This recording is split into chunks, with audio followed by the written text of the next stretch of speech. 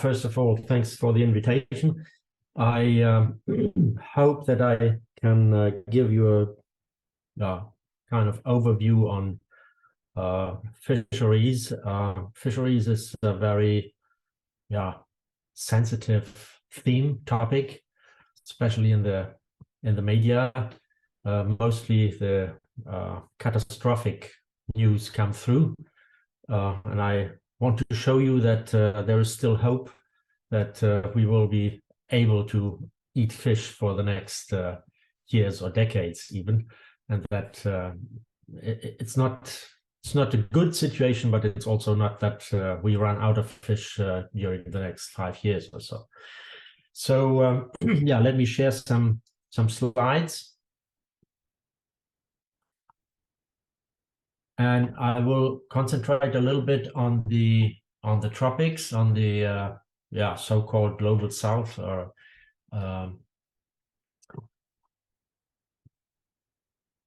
and I will try to show you that what was mentioned already by Simon, everything is really interconnected. The global south, or the tropical areas, are connected to the temperate, to the industrial countries, and we are depending heavily also on the tropical areas, on the tropical countries, especially also in fisheries. And I hope that I can show you some of that. Well, some facts in the beginning. This is official data from the FAO, from the Food and Agriculture Organization, so you can easily get this kind of information there. Marine catch fisheries is officially, at least, providing around 85 to 95 million tons of fish every year. The inland fisheries is smaller. Just have to take the, okay, about 12. So this was in 2017. The last year, 2019, marine fisheries was 92 million tons. So that varies around, I would say 90 million tons more or less. And then we have the strongly increasing aquaculture, marine aquaculture, with 53 million tons, so that it sums up to about 200 million tons of products from the aquatic environments, as FAO is reporting. I will show you that this is not everything, because we have problems with the reporting system, and I will go into that during my next slides. Let's have a look at the tropics. One interruption, Werner. The slides are not switching here on the screen. It's not switched? No. Oh. I just saw the title slide. So you see this? No, you have to share again. Slide, yes? Yeah, share again. Is this now the graph with the fish production? No, I just see you didn't share the screen from as far as I can see.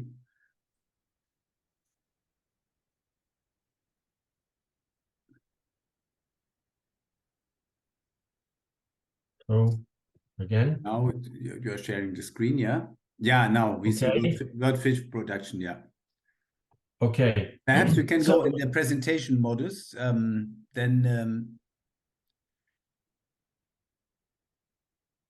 you see that? Yeah, but it's okay, we can go ahead then, like this. I will, yeah. Sorry. Well, no, it's okay. Just tell me when it doesn't work. Normally it works. I'm wondering why not now.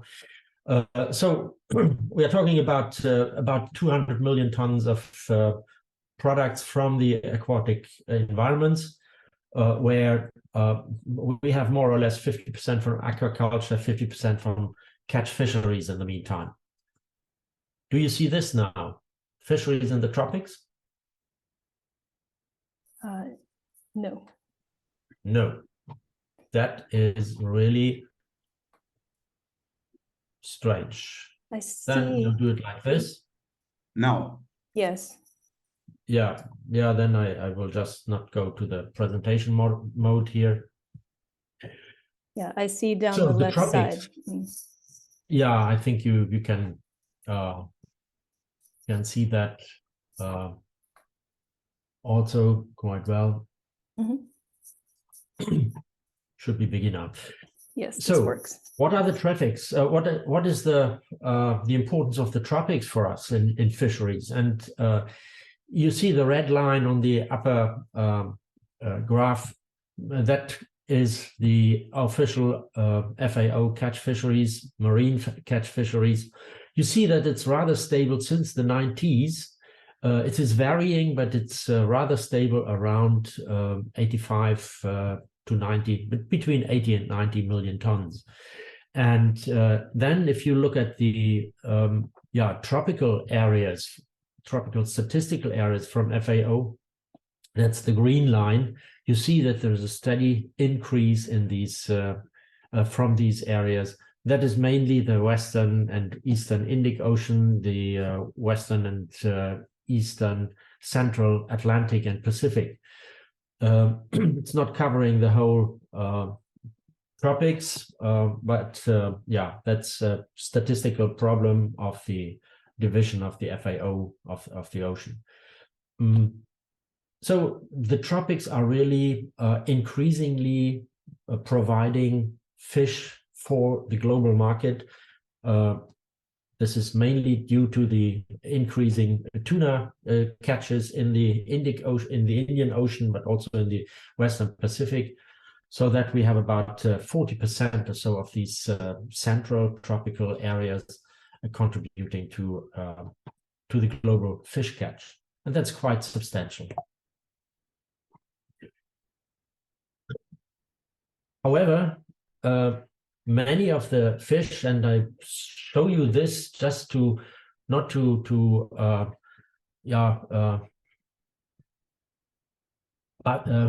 puzzle you, or it's just to show that the biggest biomasses, the biggest stocks are from the temperate and northern areas. There are only 2 species in the top 10 that are tropical species, and this is skipjack tuna and yellowfin tuna. This already is one thing that we should keep in mind when we see news like, oh, don't eat tuna fish and don't do this, and they are all overfished and all wiped out. It's not true. Skipjack tuna, yellowfin tuna stocks are in quite a good shape. You see the steady increase in catches, which is for us, for a fisheries biologist, a good sign, or a sign for a rather good shape of the stock. But then you have other species like Atlantic herring, European pilchard, Alaska pollock, which have also very high catches and landings, and are carrying most of the fisheries. And in the lower part you also see quite some tropical species: Indian oil sardine, hillside shad, big-eye tuna, etc., the Nile perch, all these species, Nile tilapia, which are quite important for the global fish market. So the tropics are really important concerning fisheries, and they are also important concerning employment. And I have, it's a little bit disturbing maybe. On left-hand side, this is from a paper by T and Sumaila in 2012, where they calculated about 50 million people directly involved in marine fisheries. And then the indirect, so the trading and all that, is another more than 200 million people. So these people, 260 million people, are earning their money with fisheries, and that's quite a substantial amount of people. FAO has some different official data. I don't want to hide them from you, but in Asia it's the same trend. Asia has the highest amount of people in fisheries here and also in aquaculture. And look at Europe, for example, or Africa also.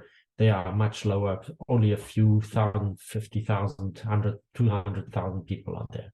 So it's an enormous economic, socio-economic factor in many tropical countries. And if you turn that into money again, well, this is a little bit more text. I just took it from the FAO report. 37% of the fish that is landed is exported or has been exported in 2019. The value is about 160 billion US dollars, and 67% of that, 2/3 of that fish went into the United States, into Japan, and into the European Union. That's it, yeah. So these are the main markets for fish, and well, the main exporting countries are China, okay, and Norway, but then also some tropical countries like Vietnam and India. And the share of the developing countries in total fisheries exported, I think this is also important, is 54% by value. That means we in Europe, in the United States, in Japan, we import massively fish products from tropical countries. Just an example to show you how the global trade is working today.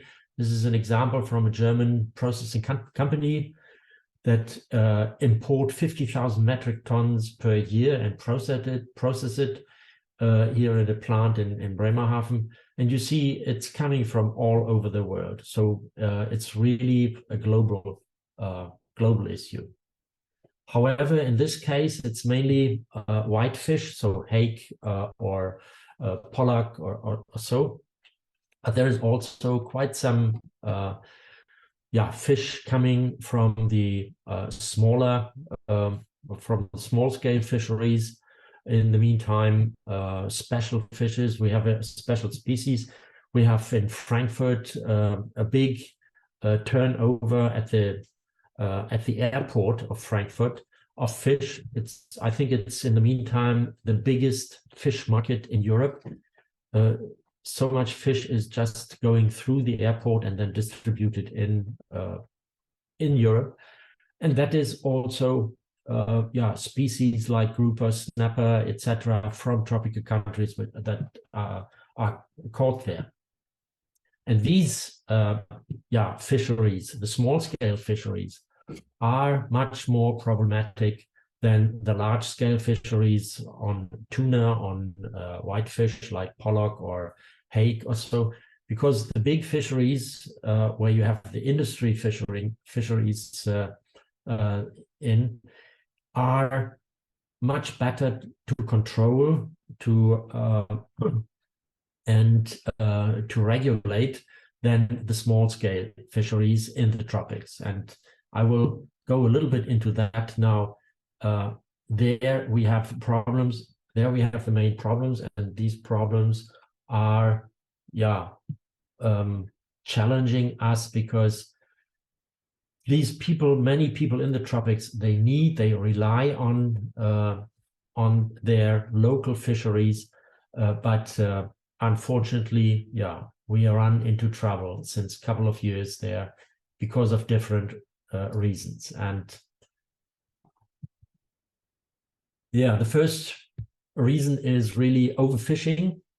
And I have to say, to be honest, in many articles, in many discussions, I hear, we have to stop the industrial fisheries and we have to support the small-scale fisheries.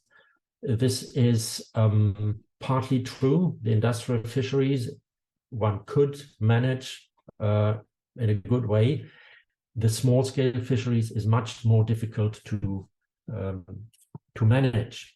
Increasing number of fisheries. We have growing numbers since many decades, we have more effective gears and material. So the fishermen in Thailand, in Indonesia, so they are buying the good material, plastic nets or etc. from industrialized countries to have a more effective fisheries. Then we have the pollution, which is also a big problem. And then the most important thing, I think, insufficient statistical data and no or poor scientific knowledge on the species that are caught. There are many species we even don't know that they exist. So I will go into these points a little bit, just show you some examples, and please, I don't want to blame on Mauritania or Senegal here, but I have some, the numbers are quite good, and it's not always easy to get such kind of numbers.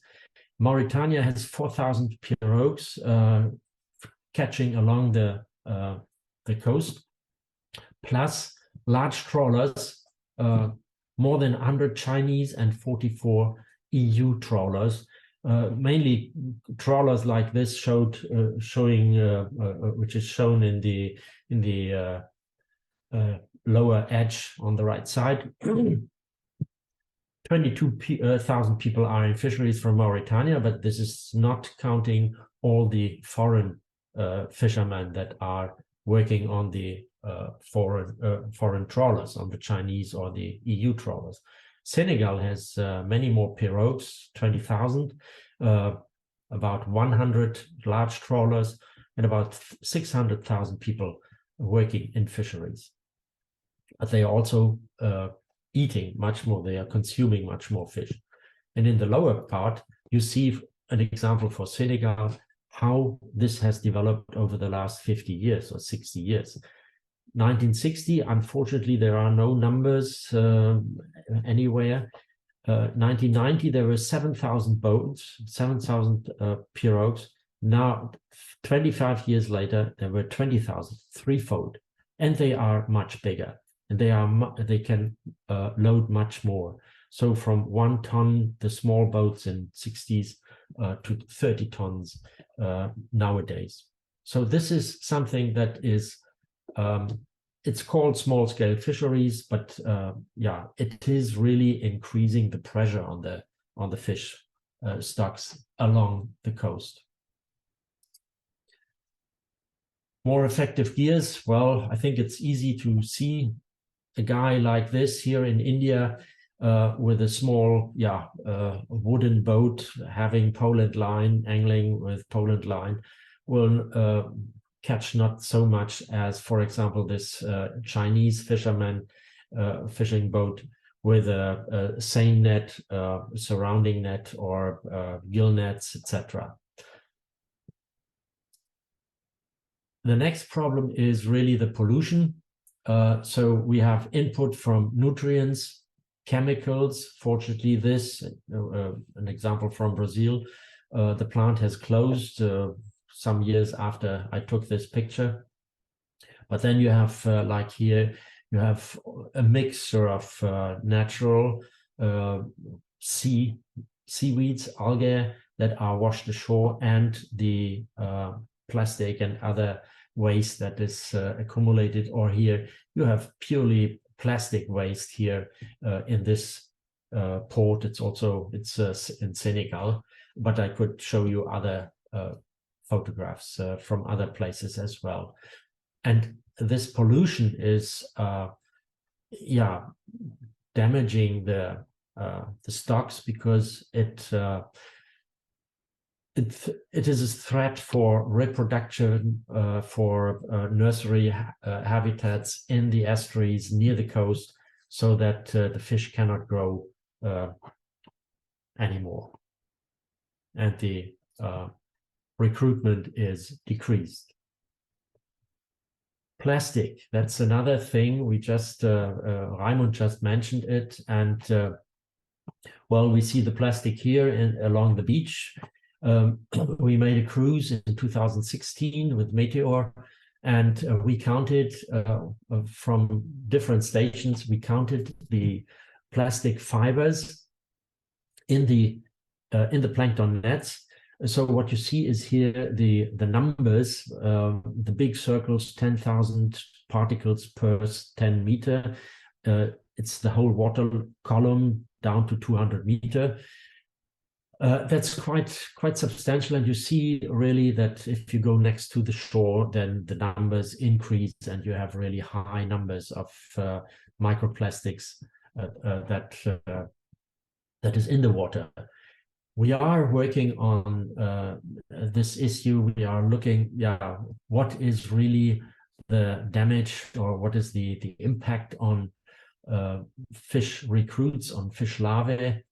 And this is really something that has to be discussed and investigated for the next years.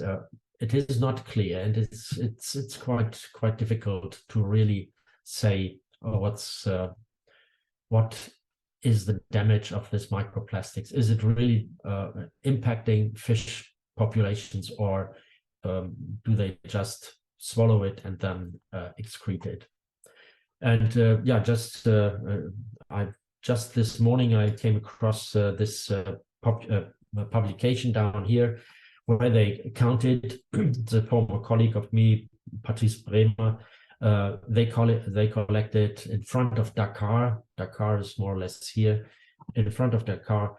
They collected plastic at the surface, and they found 260,000 particles per square kilometer and 40,000 macroplastic particles per square kilometer. So the pollution with plastic is really, it's real, it's there, but we are not quite sure what is really the threat to the populations. We cannot really say what the impact is yet. Insufficient statistical data.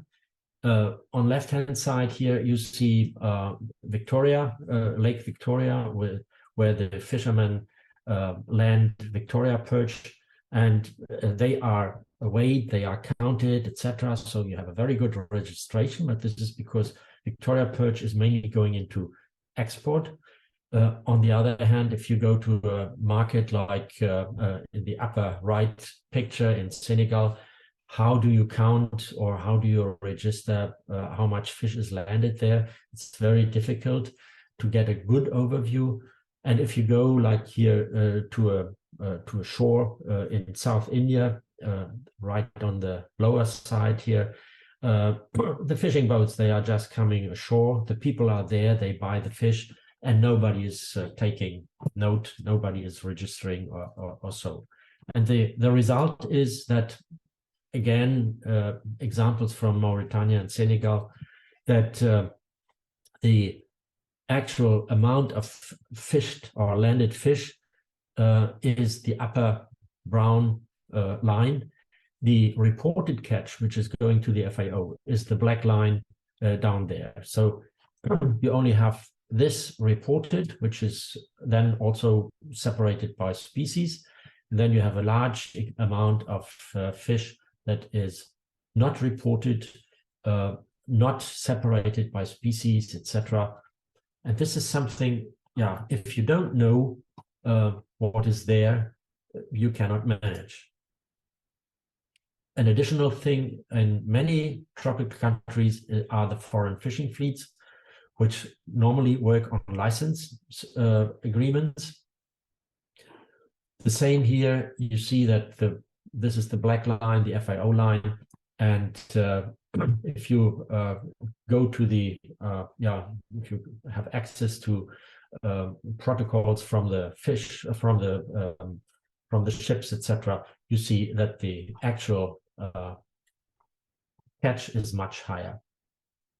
And the last issue is really that we know only few things about most of the species. There are more than 30,000 fish species described in science, and about 4,000 to 5,000 species are fished, 1,000 regularly, but 4,000 to 5,000 in total, and many of them, especially in the tropics. FAO is reporting mostly on 200 species, on the most abundant And you can imagine that it is very difficult to really get in good results on all these 4,000 or 5,000 or even 1,000 species. And the tropical fisheries is characterized by high species diversity and low biomass on catch per species. So sometimes there are just species with less than 1,000 tons, 100 tons or so of biomass, and they are not wiped out, but they are really decreased, diminished very easily by a few fishermen. And if they stop fishing because there is no fish anymore or of this species, they just go to the next species, and nobody knows that this species has been there and has been fished. So what do we have to do with that? And that is, a list of measures that we can do. Responsible management is needed to achieve sustainability. If we have a responsible management, we can get even a little bit more than we have at the moment. That is, we are convinced in science that this is true. But for that, we have to have better information on the fisheries. And especially in small-scale fisheries, we have to work better together with the fishermen, with the fishing unions, so that they understand the measures that we take. And we have to animate the universities. We have to support universities, institutes, to do more research on the biology of the species, because we need to know the spawning time, places, etc. We have to avoid pollution. We know that pollution is not good for the stocks, for the recruitment. But also, and this is especially, I cannot go in much detail here, but we also have to improve the processing methods and reduce the post-harvest losses, which is higher in tropical areas than in industrial fisheries. If you go to a processing plant in an industrialized country, and you ask the manager, how much loss do you have? He will tell you, well, when we processed our fish, we have about 1% loss, and that is mainly then the bones and the skin, and they are still selling that.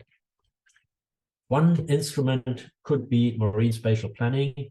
Many countries are trying to implement that, and there you have to include all stakeholders. But you also have to improve the political framework. This is something where the media could do something. Rules, laws, surveillance has to be improved.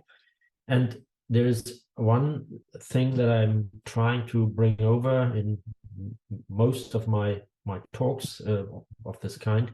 Politicians have to understand that research, especially in fisheries, is an investment of money and not a waste of money. So we need the right amount of research. And how to achieve that? Well, one central thing is capacity development. Master courses, for example, we have one in ZMT, International Studies on Aquatic Tropical Ecology, since 1999, contributing to master courses at tropical universities, exchange of students, postdocs, senior scientists, to really transfer knowledge, not only from developed countries to developing countries, but also back. We also have to understand what happens in the tropical countries. We can, for example, support development of curricula at the universities. We have done that in Papua New Guinea with quite a good success. They are graduating 30 people now annually since 2008. There is an FIO supported course in South Korea. So this kind of stuff can be done and would improve the possibilities for sustainable management. in addition, special courses, summer schools, as we have done that in several projects, training on the job, land-based lab training, and on expeditions, floating universities. So a whole package of training measures should be implemented. This has been in Senegal, Ames, a fisheries modeling course that we organized, ichthyoplankton course, a very practical course, then an early life history course on fish. So this kind of courses and summer schools, or this is a summer school on upwelling areas to understand the ecosystems. That is something that has to be done, and that what we understand under capacity development. With this, we contribute to the Sustainable Development Goals. The goal 14, life below water, is connected to many of the other goals.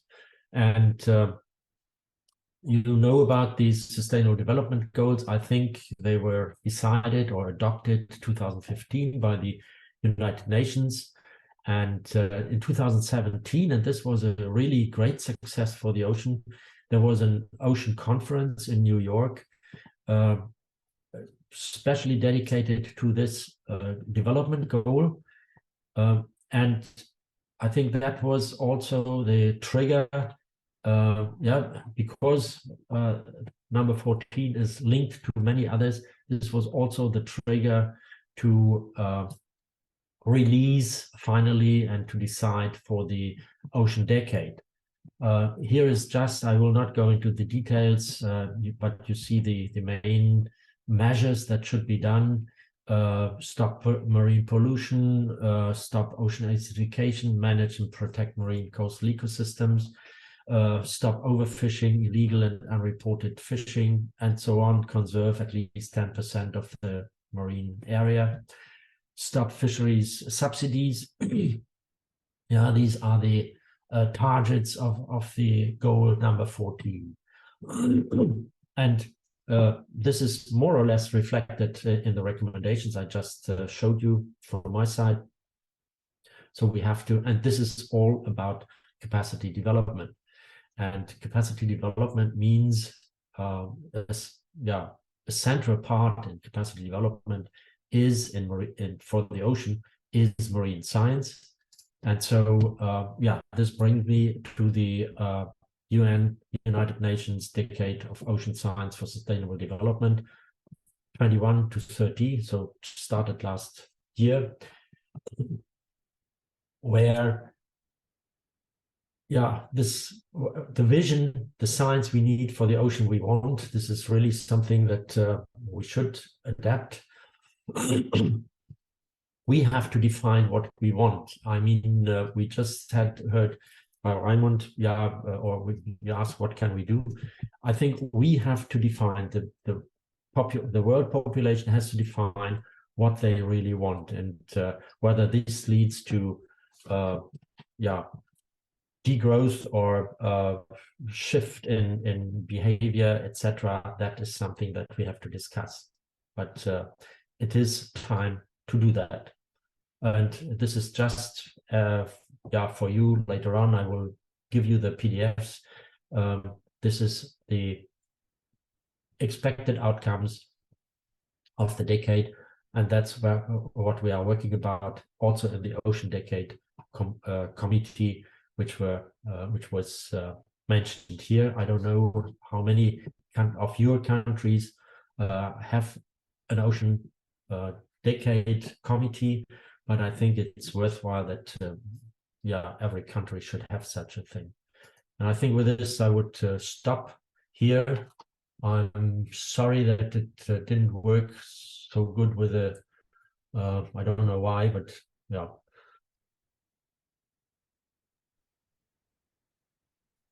Okay, So, thank you.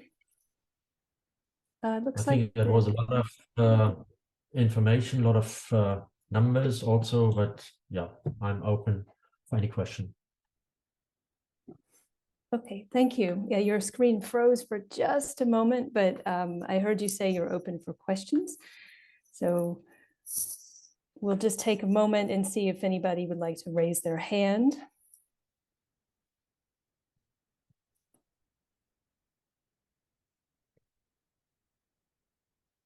Okay, I don't see that yet, so I will start off with the question that I have.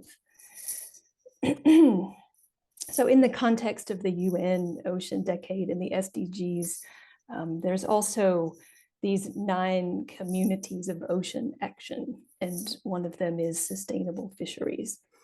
And within this ocean action community, there are voluntary commitments that NGOs or governments or civil society groups can register and then track how well they're doing, how much their commitment is impacting progress on meeting SDG 14, the So Life Under Oceans. So I wonder, my question is, have you seen that, is this helpful? Is this perhaps a motivating factor or a potential way to start closing some of the gaps that you identified? For example, a reporting gap. Do you think there's promise here? Well, there is the issue with the UN is that we normally think, well, that's not really a very powerful instrument. I mean, who cares about the United Nations? On the other hand, I think what is really important is that the ocean has now come into focus since a couple of years, since 2015 with the Sustainable Development Goals and a special goal, or one could say, well, since the Rio +20 conference, the ocean has become into focus of the United Nations. That means that the countries have dedicated themselves to do something and to observe more, what the ocean is doing, what are the benefits from the ocean, etc. And as a researcher, I must say, we have seen that, we recognize that in programs, for example, by the EU, in the willingness of countries to do something. Just as an example, I'm in an EU project where South Africa and Brazil were engaged from the beginning, and this all-Atlantic alliance that is created now and that is active. It started with South Africa and Brazil because we were realizing, well, there is a connection between South Africa and Brazil. So there is a big stream, a big current from the Benguela going towards northeast Brazil, and then going into the Gulf Stream. So why are we researching? Why are we doing research in Southeast Atlantic and then in Brazil and then maybe here or there? We have to do it together. And out of this triangular commitment from the EU, Brazil, and South Africa in 2015, it started in 2015. Now we have Argentina, we have the Cape Verdes, we have Morocco, we have the United States, Canada, the EU countries. So we are really approaching a point where we get the whole Atlantic involved. And that means also, commitment from the states. So the countries really commit to contribute to this, to such a program and to such a cooperation. And that is, what we need. We need to, the ocean, there is only one ocean, so we need to work on one ocean and not on small areas. This is a little bit now going away from the small-scale fisheries, which sure, management of small-scale fisheries has to be local or a little or regional at least. But even there, even in these things, we can learn from each other, and especially the capacity development part. Providing universities with knowledge, with experts, providing scholarships, fellowships, etc. For people, for scientists, for students, etc., that then later go into their administration, into their management, and try to implement what they have learned. This is done much better on such a large scale than if you go to every country and then there's one here and one there. So I think this the Ocean Decade is really a chance to make some progress here. And we or I are I'm mainly working in the Atlantic Ocean, but this is also true. There are other initiatives for the Indian Ocean or for the East, the Western Pacific or so. So that's something. It has really stimulated cooperation between the countries, and that is what we need in ocean science. Okay, thank you.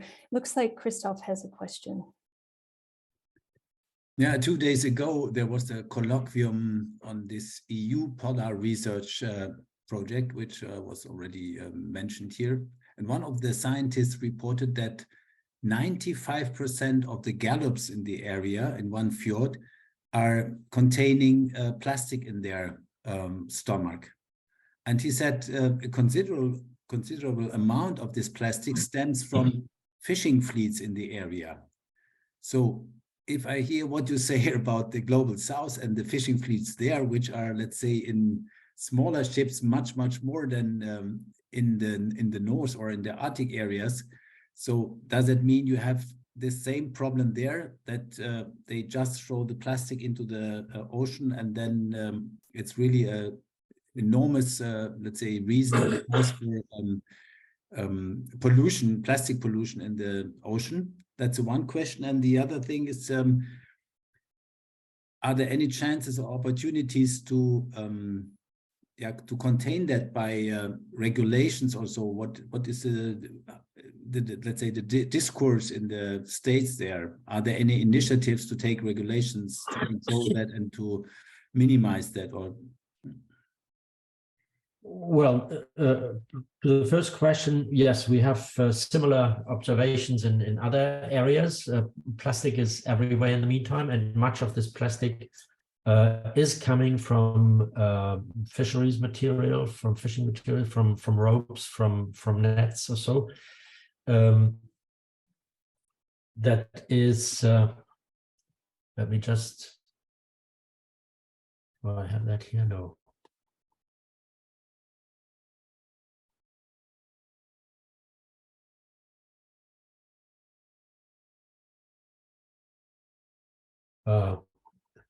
Just if you look at this picture here on the right-hand side. you have to share your screen. Yeah. Look at this. This is something that, this is a picture from Helgoland. And what you see is that the birds are picking up material from the sea, bringing it there to Helgoland to build their nest. Well, this is just, there is quite a lot of this stuff around, and it is one of the main problems. The other problem is what I also showed you, is the high amounts of plastics at the beach, in the harbor, in the estuaries, or along the beaches. And this has really increased. I mean, if I remember 20, 30 years ago in Brazil, when I went along the beach, it was nice, only white sand. Nowadays, every 3 meters, you find a plastic bottle or whatever. And this is then degraded, cut down, and going into small pieces of fibers. So both things are really relevant, and we have to reduce that. The fisheries material, I'm not quite sure. Well, I'm not quite sure if we can avoid that completely, but we should find measures to reduce that. All the plastic is coming from land, so we have to work on that. In many cases, it's just waste management that is needed. It's not biology, so it's really on land waste management that we have to do. And I think one could also ask the fishermen or push them to be more careful with their fishing gear.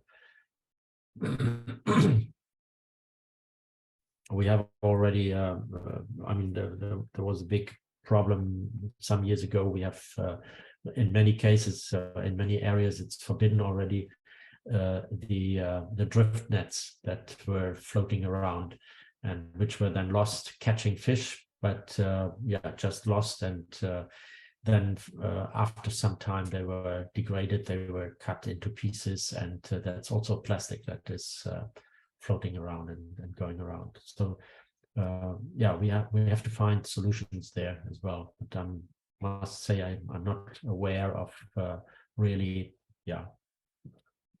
good approaches there, efficient approaches.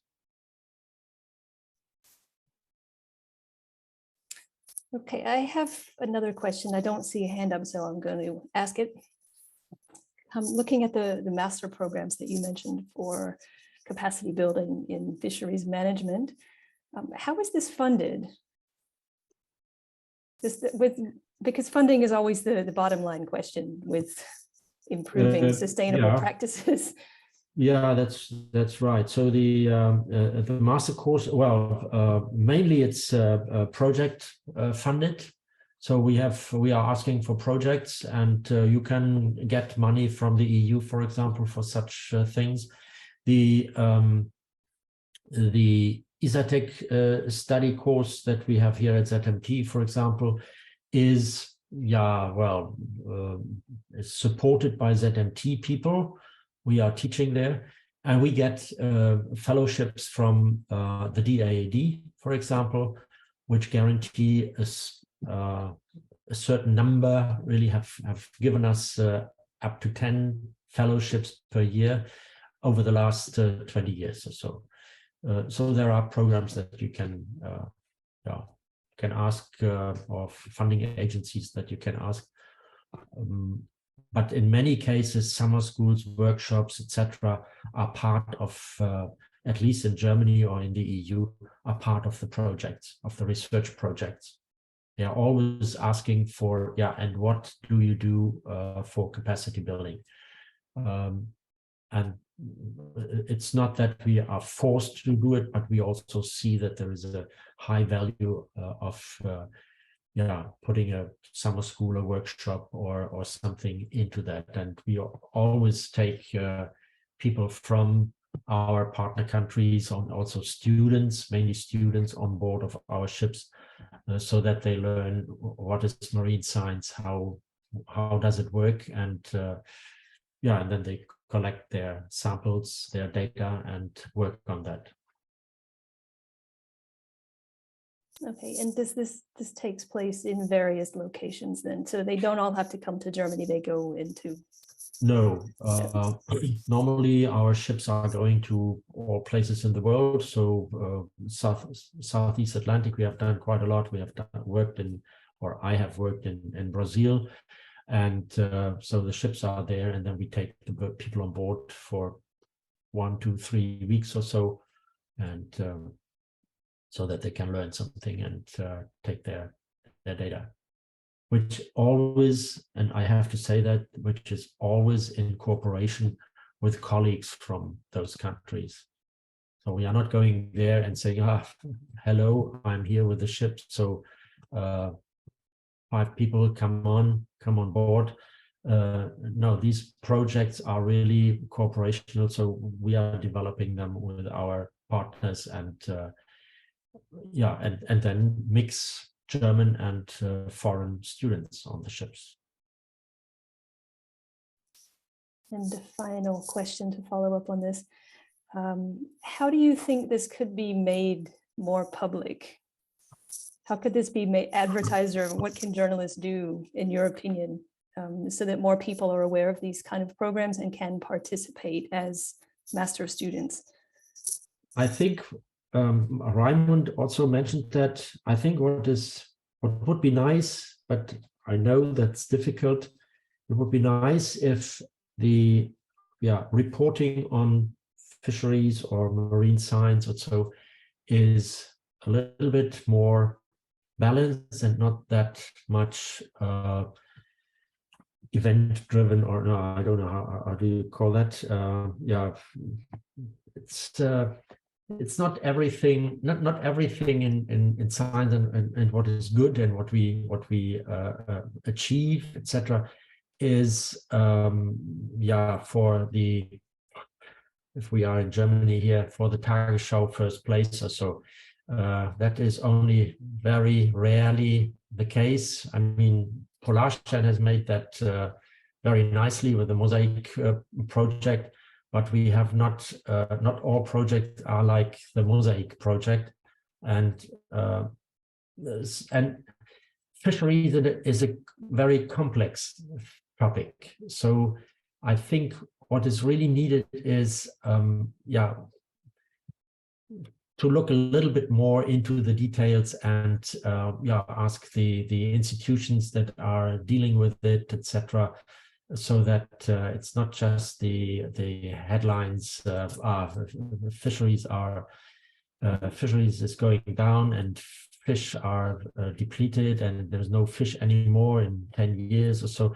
This is just not true. It's but that, on the other hand, doesn't mean that everything is nice. So we are working at the edge, at the upper edge of the capacity of the carrying capacity of the ocean. Yeah, this is something that we should respect more.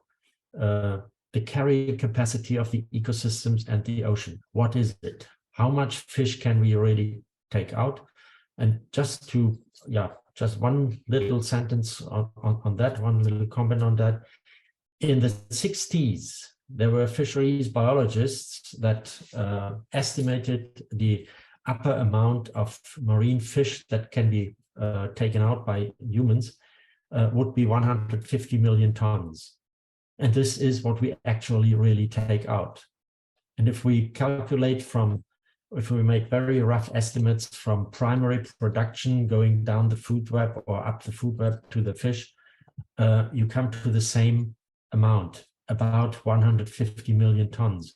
So we are at that carrying capacity.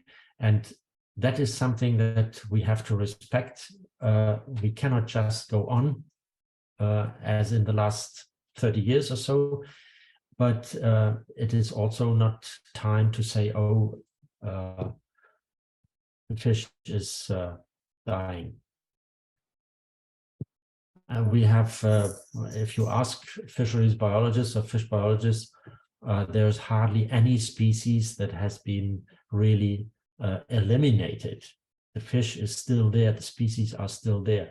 If they are wiped out, then it's because of other reasons, not from fisheries.